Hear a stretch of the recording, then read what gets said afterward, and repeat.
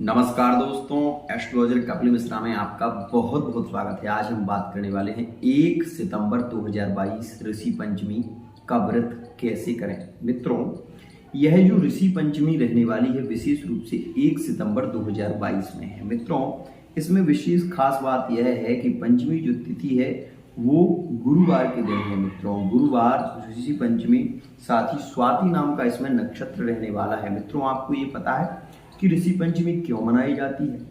कौन से वो ऋषि हैं जिनके कारण यह ऋषि पंचमी मनाई जाती है? मित्रों, सप्त ऋषियों के लिए यह ऋषि पंचमी मनाई जाती है। साथ ही जब इंद्र को श्राप लगा और इंद्र ने उस श्राप को विशेष रूप से मित्रों 4 भागों में बांटा, तब यह स्त्रियों को जो रजो दर्शन के रूप में मिला, जो मासिक धर्म के रूप में मिला, उसका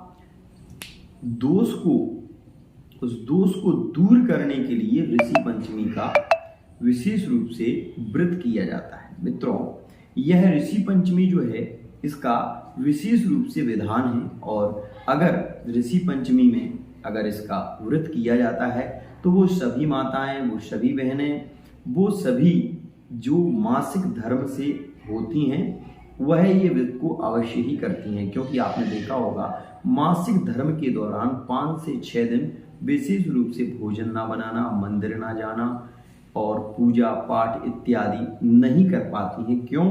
क्योंकि इसका दोष रहता है। मित्रों, दोष में भी कभी कभी ऐसी स्थिति हो जाती है कि मान लीजिए धोखे से ही सही छू लिया, तो उसका जो पाप होता है उसको पाप के समन के लिए, पाप को नष्ट करने के लिए विशेष रूप से इस ऋषि पंचमी में व्रत किया जाता है, और इसके व्रत के प्रभाव से ही मित्रों ऐसी स्थिति होती है।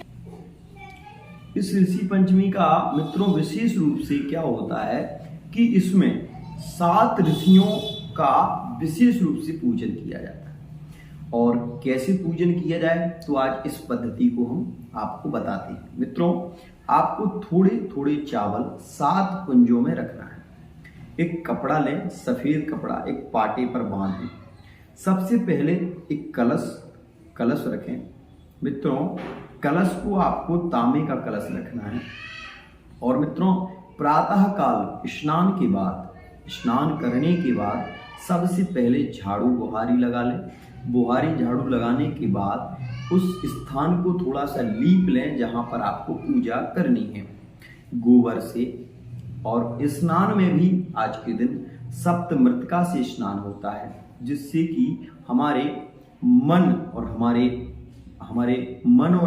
तन की शुद्धि के लिए सप्तमृत्तिका से हमारे स्नान होते हैं। साथ ही पंचगव्य से भी स्नान होते हैं। और यदि करना चाहें तो मित्रों विशेष रूप से यह 2 स्नान करने से पूरे वर्ष में कोई बीमारी नहीं होती और पेट में दर्द भी नहीं होता। यदि आपको मासिक धर्म में दर्द होता हो तो यह उपाय आप अवश्य ही करें।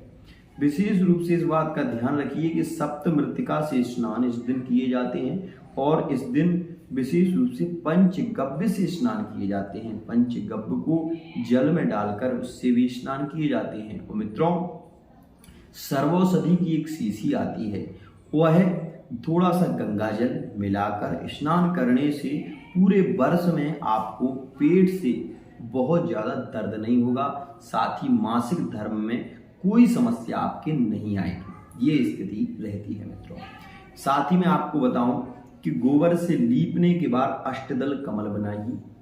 आपको आटे से अष्टदल कमल बनाना है। साथ ही पूजन की सामग्री में पीला चंदन होना बहुत जरूरी है। मित्रों, हल्दी की गांठ का होना भी जरूरी है। तो मित्रों, 7 हल्दी की गांठें आपको लेना है, और चावल सबसे पहले 7 जगह पर 7 कुंज रखिए।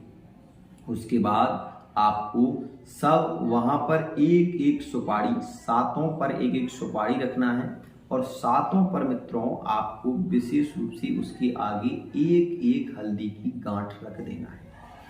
ऐसा करने से मित्रों 7 ऋषि और 7 ऋषियों की पत्नियां जो होती हैं वो वहां पर आ जाती हैं। मित्रों, ऐसा विधान है कि जब भी कोई शुभ कार्य होता है तो उसमें पत्नी को विशेष रूप से पत्नी का भी योगदान होता है।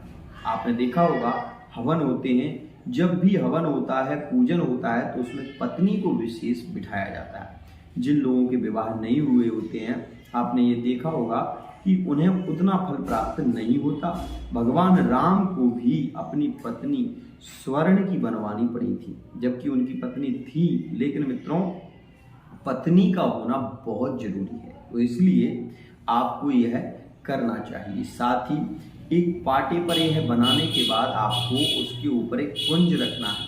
कुंज रखने में क्या करना है आपको कि गोल थोड़े से चावल के बीच में आपको थोड़ा गड्ढा करना है और उसके ऊपर आप वो कलश रखिए। कलश में आपको 3 चीजें जरूर डालनी है। चावल जो चांदी का स्वरूप है, और मित्रों थोड़ी सी हल्दी जो स्वर्ण का स्वरूप है, और मित्रों उसमें आप जो भी दक्षिणा डालना चाहते हैं वो दक्षिणा।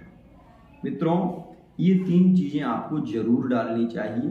कलावा लगाकर स्वस्तिक बनाकर और उसके ऊपर वो लुटाप रखिए। मित्रों इन 7 ऋषियों की पूजा करने से पूरे वर्ष में आपको मासिक धर्म से कोई समस्या नहीं होती, साथ ही वो दोष भी खत्म हो जाता है जो कि अनजाने में आपसे हो जाता है। इसलिए यह उपाय जरूर करना चाहिए। इस दिन मित्रों जिन भी बच्चों की विशेष रूप से शादी में बाधा आ रही हो, विवाह में बहुत ज़्यादा बाधा आ रही हो, रिश्ते टूट रहे हो बार बार, अगर वो माएँ अपने बच्चों के लिए विशेष रूप से प्रार्थना करके, और यह जो सप्तऋषि की 7 गांठें रखी हैं, यह जब पूजन हो जाए, व्रत पूरा हो जाए, उसके बाद ये चावल और ये गांठें मिलाकर इसको विशेष रूप से पीले कपड़े में बांध कर मित्रों अगर वो अपने घर के ईशान कोण मतलब पूर्व दिशा में यदि बांध दें तो 1 वर्ष के अंदर अंदर उस बच्चे का विवाह हो जाएगा। ये बात निश्चित है मित्रों। वहीं मैं आपको बताऊं विशेष रूप से मित्रों यह भी बात रहती है मित्रों कि इसमें विशेष रूप से 7 ऋषि वो ऋषि होते हैं जिनका पूजन किया जाता है। मित्रों विशेष रूप से यह भाद्रपद शुक्ल पक्ष की पंचमी को यह विशेष रूप से इसका इस तिथि में ही यह ऋषि पंचमी हर वर्ष होती है मित्रों।